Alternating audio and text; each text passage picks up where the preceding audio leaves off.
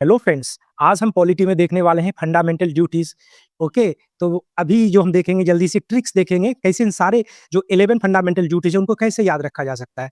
But सबसे पहले हम क्या करते हैं, थोड़ा सा बेसिक्स देख लेते हैं। तो देखिए हमारा जो ओरिजिनल संविधान था, ओरिजिनल जो कॉन्स्टिट्यूशन था, उसमें क्या थे? उसमें फंडामेंटल राइट्स थे। किसके? सिटीजन्स के। ओके, कि अंडर अ पार्ट 3 आप देखते होंगे क्या थे, कोडिफाइड किया गया, फंडामेंटल राइट्स ऑफ सिटीजन किया गया। ड्यूटीज सिटीजन्स के नहीं किए गए, ड्यूटीज किसके कोडिफाइड किए गए? स्टेट के। जो हमारे स्टेट होंगे उनके ड्यूटीज कोडिफाइड किए in the form of DPSP, directive principle of state policy. Under किस पार्ट के अंदर किए गए? तो पार्ट 4 के अंदर किया गया। ओके, बट हमारे जो फ्रेमर ऑफ कॉन्स्टिट्यूशन थे उन्होंने डेलिबरेटली फंडामेंटल ड्यूटीज को जरूरी नहीं समझा कोडिफाई करना। परहैप्स आप देखिए इसके रीजंस क्या हुए होंगे, तो थोड़ा हमें समझना होगा हिस्ट्री में जाके, तब की हिस्ट्री में जाके हमें थोड़ा सा बेसिक समझना होगा। देखिए 1940s में क्या हुआ था? एंड ऑफ क्या होता है? Second world war. Okay, second world war होता है ना, उसका एंड होता है। तो इसके बाद क्या होता है? दो मेजर पावर इमर्ज करते हैं। एक कैपिटलिस्ट, दो ब्लॉक जो है इमर्ज करता है। एक कैपिटलिस्ट ब्लॉक, इसको लीड कौन कर रहा था? यूएसए। और दूसरा क्या होता है? सोशलिस्ट ब्लॉक लीड कर रहा था। सोशलिस्ट ब्लॉक इमर्ज हुआ, इसको लीड कौन कर रहा था? उसको यूएसआर कर रहा था। उस समय यूएसएसआर था, आज तो रशिया। आज नहीं रहा ये स्टेट, ये डिसइंटीग्रेट कर गया 1991 में 15 डिफरेंट स्टेट्स में, जिसमें से एक मेजर स्टेट रशिया है। ओके, तो देखिए अब ध्यान से, ये एक बहुत ही बेसिक कॉन्सेप्ट हम लोग को समझना है अभी। तो देखते हैं। देखिए जो फंडामेंटल ड्यूटीज होता है और डीपीएसपी जो होता है, directive principle of state policy, जो होते हैं DPSP, fundamental duties of citizens और ड्यूटीज ऑफ जो स्टेट्स होते हैं, ये मेंशन होता है इसमें सोशलिस्ट कंट्रीज में, जहां पे सोशलिज्म होता है। मोड ऑफ इकोनॉमिक्स क्या होता है? सोशलिज्म होता है। उसी तरह से आप देखिए कैपिटलिज्म जो होता है, वहां पे क्या फोकस किया जाता है? Fundamental rights of citizens. समझिए ध्यान से, जो भी कैपिटलिस्ट कंट्री है उसमें आयोटा भी फंडामेंटल ड्यूटीज डीपीएसपी ये सब नहीं होता है। ओके, उसमें क्या होता है? फंडामेंटल राइट्स ऑफ सिटीजन्स होता है, लिबर्टी पे बेस्ड होता है ना। ओके, और यहाँ क्या होता है? जो भी कंट्रोल है सारा स्टेट क्या करता है? प्रॉपर्टी कंट्रोल्ड बाय क्या? जितने भी रिसोर्स हैं वो कंट्रोल कौन करता है? स्टेट करता है। समझ रहे हैं ना? तो इस वजह से क्या होता है कि स्टेट के कुछ ड्यूटीज होंगे और क्या होंगे? ड्यूटीज होंगे सिटीजन्स के ड्यूटीज होंगे। क्या है कि यहाँ पे कलेक्टिव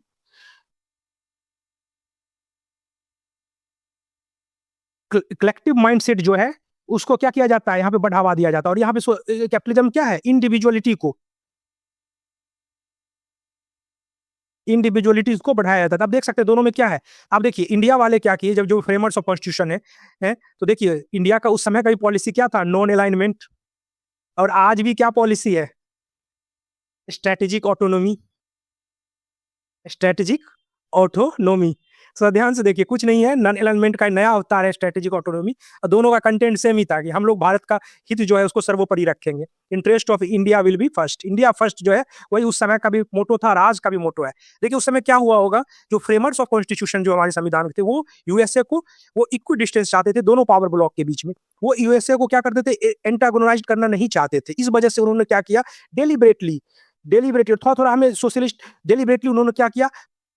यहां से आप देखिएगा फंडामेंटल राइट्स को भी रखा पार्ट 3 में, और इसको ज्यादा प्रिविलेज, क्योंकि इंडिया डेमोक्रेटिक कंट्री भी था। हमारा सोशलिज्म डेमोक्रेटिक सोशलिज्म है, अनलाइक यूएसएसआर और चाइना। ओके, इंडिया क्या था? डेमोक्रेटिक कंट्री था। तो ये सब जो कैपिटलिज्म होते हैं, ये सब मोस्टली देखिएगा, ये ये डेमोक्रेटिक कंट्री जो भी होते हैं उनमें ये सब फीचर्स होता है। ओके, तो देखिए पॉलिटी उन लोग का, तो देखिए क्या हुआ, इंडिया डेमोक्रेटिक कंट्री था, बीइंग ए डेमोक्रेटिक कंट्री, तो हमने क्या किया? पार्ट 3 के अंदर फंडामेंटल राइट रखा। बट क्या था, हमारे यहाँ सोशलिज्म भी था। नेहरू वगैरह जो अर्ली लीडर्स थे सारे inspired by the socialist ideas थे। तो इस वजह से उन्होंने क्या किया? यूएसएसआर जो है, समझ रहे हैं ना, एक्चुअली अपना इंटरेस्ट था, बट आप समझ सकते थोड़ा सा आईसीसी में अपना अपना इंडिया जो है अपना स्टांस क्लियर नहीं करना चाह रहा था कि हम किस तरह के कंट्री बनेंगे। एम्बिग्यूटी एक टर्म होता है, हम एम्बिग्यूटी रखना चाह रहे थे कि हम क्या है, जब जरूरत पड़ेगा उस हिसाब से हम अपना अब देखिएगा बाद 1991 में इंडिया मोर टिल्ट हो जाता है कैपिटलिज्म के तरफ, फ्री मार्केट इकोनॉमी की तरफ टिल्ट हो जाता है। तो उस समय हम क्या कर रहे थे? एम्बिग्यूटी मेंटेन कर रहे थे दोनों पावर ब्लॉक्स। तो साथ में क्या किए इन्होंने? डीपीएसपी भी रखा है, ये अकेला कंट्री है जो दोनों रखे हुए फंडामेंटल राइट दोनों में देखिएगा। डीपीएसपी अब जब भी डीपीएसपी इंप्लीमेंट कीजिएगा तो लोगों का इंडिविजुअल राइट रहता कहाँ है, समझ रहे होंगे, फंडामेंटल राइट का वायलेशन होगा ही होगा। ओके, तो ये दोनों लिंक बट हमारे संविधान निर्माताओं ने दोनों को रखा है, और various judgement of Supreme Court की तरह दोनों के बीच में हार्मोनी कहाँ बैलेंस करना है, किस चीज को आप कहाँ तक आप स्टेट जो है अपना ड्यूटी निभा सकता है। तो कॉन्स्टिट्यूशन जो है हमारा संविधान भी और सुप्रीम कोर्ट के सब्सिक्वेंट जजमेंट भी इस चीज को मेंटेन किए हैं। ओके, तो आप देखिए क्या हुआ होगा, तो उस समय ये अननेसेसरली उन लोगों को लगा कि फंडामेंटल ड्यूटीज अगर ऐड कर देंगे तो हो सकता है कि यूएसए जो है एंटागोनाइज ना हो जाए, समझे ना, एक सिग्नल ना चला जाए कि हम कंप्लीटली टिल्ट हो गए हैं यूएसएसआर की तरफ। बट आप देखिएगा सीन जो होता है वो चेंज हो जाता है। क्या चेंज हो जाता है, 90 जैसे 1970s आता है, आप देखिए 70s के दौर में क्या होता है, इंडिया पाकिस्तान का वार होता है 71 का, होता है ना, और इसमें एक नया कंट्री उभर के आता है। देखिए 70s के एकदम डिकेड्स में हम आपसे टॉक कर रहे हैं, तो वार और नया कंट्री क्या उभर के आता है, बांग्लादेश। उसमें क्या होता है तब तक देखिएगा कि शुरू में अर्ली जब इंडिपेंडेंस का ईयर देखिएगा तो इंडिया का अच्छा रिलेशन था यूएसए के साथ, बट बाद में सब्सिक्वेंटली क्या होता है, डिग्रेड होना शुरू हो जाता है, और 70s में जाके आप देखिएगा सबसे ज्यादा डिग्रेड होकर रिलेशन होता है। उसमें क्या होता है कि ऐसा भी कहा जाता है कि कहा क्या जाता है, ऐसा हुआ भी था कि यूएसए जो है वो अपना वारसी भेज दिया गया था पाकिस्तान को प्रोटेक्ट करने के लिए, बट उस समय हेल्प बन के कौन आया था, यूएसएसआर आया था भारत का हेल्प करने के लिए, समझ रहे हैं ना। दूसरा बात क्या था कि हमारे कंट्री में उस समय अनरेस्ट भी चल रहे थे, लोग अनरेस्ट भी चल रहा था, जेपी मूवमेंट्स, ये सब आप उसी उसी दशक का ये मूवमेंट है।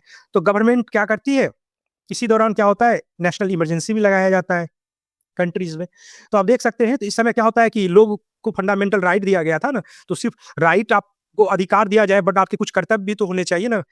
अ, अगर सब लोग अपना कर्तव्य भी फॉलो करें तो किसी का राइट का उल्लंघन ही नहीं होगा, ये भी एक कॉन्सेप्ट होता है।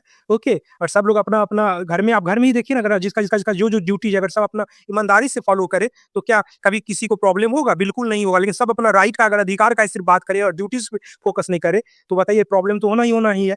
तो इस तरह से आप देख सकते हैं कि देखिए अनरेस्ट था, तो उस समय की गवर्नमेंट जो थी स्वरण सिंह कमेटी एक बनाती है, और उनके रिकमेंडेशन पे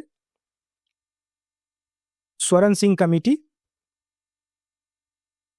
तब की जो इंदिरा गांधी गवर्नमेंट थी, वो क्या करती है, स्वरण सिंह, और इनके रिकमेंडेशन पे जो होता है,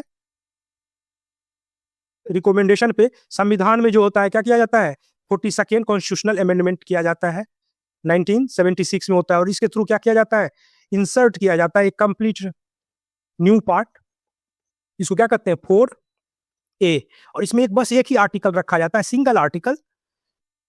ओके, जिसको 51A भी ए बोलते हैं। ओके, तो देखिए शुरू-शुरू में देखिएगा ना बस 10 ही फंडामेंटल राइट रखे गए थे, और कुछ जो राइट्स हैं जो कमिटी रिकमेंड की थी उसको गवर्नमेंट मानती भी नहीं, जैसे राइट करे कुछ जो ड्यूटीज थे फंडामेंटल ड्यूटीज, वो क्या कहते हैं, वो गवर्नमेंट मानी भी, स्वर्ण सिंह कमेटी ये भी रिकमेंड की थी कि it shall be the duty of every citizen to pay taxes. तो जो duty of citizen to pay taxes है, देखिएगा ऐसे और भी बहुत सारे कुछ ड्यूटीज थे जो कि नहीं माना गया था सरकार। तो उन्होंने 10 फंडामेंटल ड्यूटीज को कोडिफाइड किया, और बाद में जाके आप देखिएगा 2002 में एक 11वां ड्यूटी जिसको के बोलते हैं, ओके, वो ऐड किया गया था 86th कॉन्स्टिट्यूशनल अमेंडमेंट एक्ट के थ्रू। ओके, तो चलिए आज हम जल्दी से अब क्या करते हैं, अब सारा जितना भी टोटल कितने फंडामेंटल ड्यूटीज हो गए, 11 हो गए, इनको तेजी से एक बार रीड करते हैं। ओके, अब देखिए पहला आपका जो फंडामेंटल ड्यूटीज है वो क्या है, कॉन्स्टिट्यूशन 51A, उसके clause A, clause B, clause C, clause D, E, F, G, H up to K, total कितने हो जाते हैं 11। ये सारे जो फंडामेंटल ड्यूटीज हैं, तब देखिए इसको याद कैसे रखा जाए, थोड़ा चैलेंज ये होता है, बच्चे बोलते हैं कि सर हम इसको याद कैसे रखें। तो देखिए इसको याद रखने का क्या बहुत आसान तरीका है, इसको आप याद रख सकते हैं। सबसे पहले तो एक बार आप इसको पूरे जितने भी फंडामेंटल आपके ड्यूटीज उनको आराम से पढ़ें एक बार, उसके बाद देखिए कैसे इसको आसानी से हम याद रख सकते हैं। देखिए कैसे हम याद करेंगे, उसी ट्रिक पे अब डिस्कस कर रहे हैं, ठीक। तो देखिए सबसे पहला क्लॉज क्या 51A में क्या है, constitution to abide by the constitution and respect it ideals and institutions, national flag, national anthem. आप कैसे याद रख सकते हैं, क्लॉज ए है और ये वर्ड क्या है अबाइड, अबाइड क्या करना है, कॉन्स्टिट्यूशन को। तो 51A क्या है, ए फॉर अबाइड कॉन्स्टिट्यूशन, उसके आइडियल्स, इंस्टीट्यूशंस, समझ रहे हैं ना। तब इस तरह से याद रख सकते हैं। बी को कैसे याद रखिएगा, देखिए बी में क्या कहता है, to cherish and follow the noble ideas that inspired the national struggle for freedom. तो बी को याद रखने का ट्रिक्स क्या हो सकता है, आप ये ऐसे रखते, British rule freedom, British rule से क्या मिला, फ्रीडम, फ्रीडम ऐसे तो नहीं मिला होगा ना, ब्रिटिश रूल फ्रीडम कैसे मिला? उसके लिए लॉन्ग नेशनल मूवमेंट स्ट्रगल किया गया होगा, और ये नेशनल स्ट्रगल को इंस्पायर्ड जो भी आइडियल्स किए होंगे, तो उनको क्या करना है? चेरिश करना है, फॉलो करना है। आपको इसे याद रखना है, बिफोर ब्रिटिश रूल फ्रीडम और नेशनल मूवमेंट से जो भी आइडियल्स हुए उनको क्या करना है? फॉलो करना है। नेशनल मूवमेंट से इंस्पायर्ड जो भी आइडियल्स हैं उनको क्या करना है? फॉलो करना है। सी से आप देखिए, आप याद रख सकते हैं। अब देखिए कॉन्स्टिट्यूशन तो बन गया, समझ रहे हैं ना? और उसके बाद क्या हो गया? जो ये देश को आज़ाद होने में जो मदद किया गया था, ब्रिटिश रूल से फ्रीडम पाने में जो मदद किया, तो उनके आइडियल्स को भी हम क्या करेंगे? चेरिश करेंगे, फॉलो करेंगे। आप देखिए, आप क्या बनेंगे? आपका देश तो चलता भी रहना चाहिए ना, कंट्री चलता भी। सी से आप ऐसे ही याद रख सकते हैं, कंट्री चलता रहना चाहिए। और कंट्री चलने का सबसे इंपॉर्टेंट 3 फीचर क्या होता है? सोवरेनिटी। कंट्री, नेशन स्टेट जो होता है अपनी सोवरेनिटी, यूनिटी और इंटीग्रिटी से कोई कंप्रोमाइज़ नहीं करे। क्या आज की डेट में पाकिस्तान कंट्री है? बिल्कुल नहीं वो कंट्री है, क्योंकि बिल्कुल वो नेशन नहीं, क्योंकि उसकी सोवरेनिटी है ही नहीं। कभी वो चाइना, कभी यूएसए। बट कंट्री तभी होता है, नेशन स्टेट तभी होता है जब उसके सोवरेनिटी, यूनिटी और इंटीग्रिटी क्या होता है? मेंटेन रहे, तो देश चलता है। आप सी याद रख सकते हैं, कंट्री चलता रहे, समझ, चलता रहे या कंट्री, तो कंट्री चलता रहे या कंट्री, उसका क्या? Sue sovereignty, unity and integrity maintain करना होगा। डी से आप कैसे याद रख? To defend, D for defend, defend country whenever called upon to do so. Okay, country को defend, D for to defend the country. अब देखिए ई है, ई को कैसे याद रखेगा? इन इनेमिटी, एक वर्ड बस कीवर्ड हमको याद रखना है, इन इनेमिटी। अब इनेमिटी तो ऐसे ही याद नहीं होगा ना, खत्म। In enmity among all sections of society, समझ रहे हैं ना? In enmity among all section of society, तो कैसे खत्म हो सकता है? हार्मोनी, ब्रदरहुड, ये सब प्रमोट करेंगे, समझ रहे हैं? साथ साथ क्या होगा? सिर्फ इतना ही नहीं करना पड़ेगा, साथ साथ क्या करना होगा? जो भी वेमेन के अगेंस्ट डेरोगेटरी रिमार्क है उनको भी क्या करना होगा? रिनाउंस करना पड़ेगा। सोसाइटी का एक इंपॉर्टेंट पार्ट तो वेमेन भी है ना, तो उनके अगेंस्ट जो भी डेरोगेटरी रिमार्क, उनको भी क्या करना होगा? रिनाउंस करना पड़ेगा। इसी से सोसाइटी में ना इंडिनेमिटी होगा। ई फॉर इंडिनेमिटी आप इसे याद रख सकते हैं। एफ, एफ से आप कैसे आते हैं? F for films, and films क्या होता है? बेस्ट मीडियम है ना, जिससे कि आप कंट्री का कंपोजिट कल्चर को मेंटेन करते हैं, तो इसलिए आप याद रखते हैं F for films, to preserve, समझे, to value and preserve rich heritage, composite culture जो इंडिया का है उसको आप कर सकते हैं। जी से आप कैसे याद रखिएगा? ग्रीन, जी फॉर क्या होता है? ग्रीन, तो ग्रीन क्या होगा? यानी कि हम नेचुरल इन्वायरमेंट को, वाइल्ड लाइफ को क्या करेंगे? प्रोटेक्ट करेंगे, इंप्रूव करेंगे। तो ये यानी कि जी किससे रिलेटेड है? इन्वायरमेंट वाला फंडामेंटल जो ड्यूटीज है उससे रिलेटेड है। डी, और उसी तरह से एच है, एच को याद रखने का क्या ट्रिक हो सकता है? एच से देखिए, आप देख सकते हैं एच को याद करने का क्या ट्रिक हो सकता है? तो देखिए ह्यूमैनिज्म, एच फॉर ह्यूमैनिज्म, आप ऐसे याद रख सकते हैं, एच फॉर ह्यूमैनिज्म। जैसे ए फॉर आप कैसे याद रखें? टू अवॉइड कॉन्स्टिट्यूशन, समझे, यानी इट्स आइडियल्स।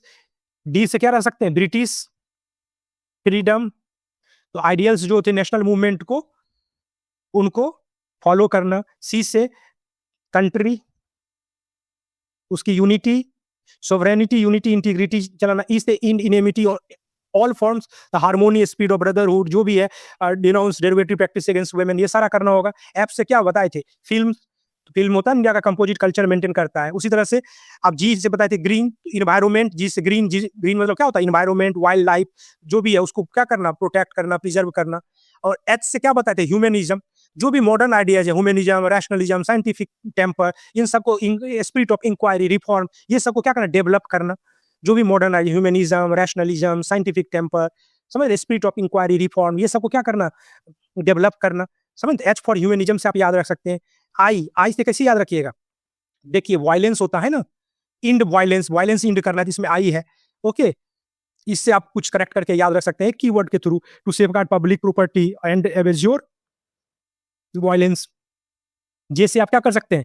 आप देखिए जे से याद रखने का तरीका क्या है? जैकल ऑफ ऑल ट्रेड्स, संविधान का था it's duty of every citizen to become jackal of all trades, यानी कि देखिए क्या है इसमें? स्ट्राइव टू एक्सेलेंस, आपको एक्सेल करना है ऑल स्फीयर्स ऑफ इंडिविजुअल और कलेक्टिव लाइफ में भी, समझ रहे हैं? इंडिविजुअल एंड कलेक्टिव लाइफ में आपको क्या करना है? एक्सेल करना है, समझ रहे हैं ना? तो ये जैकल आपको क्या बनना है? ऑल ट्रेड्स बनना है। J for jackal of all trades. And K से आप कैसे याद रख सकते हैं? Knowledge, knowledge to kids. Okay, तो आप देख सकते हैं to provide knowledge to kids मतलब क्या होगा? एजुकेशन आपको देना है किड्स को, education to children between 6 to 14 year of age, समझ रहे हैं ना? तो ये एवरी ड्यूटी है पेरेंट्स का, जो भी उनके देख रेख करने वाले उनका, समझ रहे हैं ना? तो इस तरह से आप देखिए सारा आप जो भी फंडामेंटल ड्यूटीज है उनको आराम से याद कर सकते हैं। देखिए मैंने एक बहुत शॉर्ट दे रखा है, ए अवॉइड कॉन्स्टिट्यूशन इन, एक बार फिर से गो थ्रू करते हैं। देखिए to avoid constitution its ideal and institution. A, B British rule freedom, to cherish all noble ideas inspired freedom. C चलता रही है कंट्री, कैसे चलेगा? सॉवरेनिटी, यूनिटी, इंटीग्रिटी मेंटेन करना होगा। D for defend country whenever called upon to do so. E in enmity में all sections, so renounce all derogatory remarks to women. कभी question मान ले पूछ देगा कौन सा फंडामेंटल ड्यूटीज टॉक करता है derogatory remarks towards women जो है उनको रिनाउंस करने का, तो ऑब्वियसली हो जाएगा 51 ए ई, क्लॉज ई जो हो जाएगा वही होगा। ओके, ऐप क्या है? ऐप से आप बोलते फिल्म्स क्या करेगा? इंडिया के कंपोजिट कल्चर को ये प्रिजर्व करेगा, कल्चर हेरिटेज को प्रिजर्व करना। जी फॉर ग्रीन बताए थे, प्रोटेक्ट क्या करेगा? इन्वायरमेंट एंड वाइल्ड लाइफ को करेगा। एच फॉर ह्यूमनिज्म, जो भी मॉडर्न रैशनलिज्म, साइंटिफिक टेम्पर, ये सबको क्या करना है? एच बनाना। आई में बताए थे वायलेंस इंड करना है, all form of violence, public property को लॉस नहीं करना है। जे में क्या बनना है? जैकल ऑफ ऑल ट्रेड्स बनना है, दैट यानी कि एक्सेल करना है all sphere of life, individually and collectively. और के फॉर नॉलेज, एजुकेशन क्या देना है? किड्स को, knowledge to kids, education to kids. जो भी 6 से 14 साल के, ये कैसे ये 11th वाला कब ऐड किया गया था? 86 कॉन्स्टिट्यूशनल अमेंडमेंट एक्ट 2002 के थ्रू ऐड किया गया था। तो चलिए, थैंक यू वेरी मच, फिर मिलते हैं कभी।